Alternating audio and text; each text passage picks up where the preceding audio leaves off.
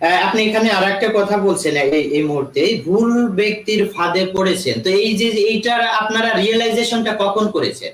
মানে যে আপনারা একটা ভুল পথে, ভুল ব্যক্তির পিছনে, ভুল পথে আপনারা যাচ্ছেন, এইটা আপনি কখন বা কবে নাগাদ এটা রিয়েলাইজেশন করেছেন বা বুঝতে পেরেছেন? আমরা যখন সরকার পতন হচ্ছে তার 1 সপ্তাহ পর থেকে আমরা বুঝতেছি যে আমরা ভুল করেছি।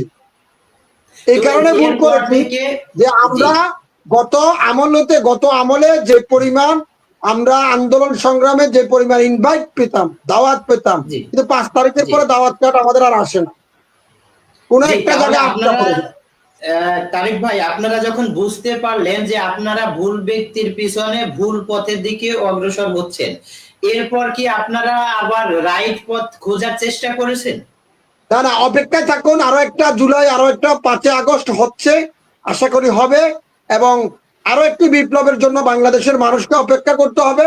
এই বাঙালি জাতি কখনো কোনো অন্যায়কে প্রশ্রয় দেয়নি, ভবিষ্যতেও দেবে না। কারণ বাংলাদেশের মাটিতে কখনো শেখ হাসিনা পতন হবে এটি কখনো কেউ কল্পনা করেনি, কিন্তু সেরকম বাংলাদেশের মাটিতে ফেব্রুয়ারিতে নির্বাচন হবে সেটাও কখনো কল্পনা করবেন না।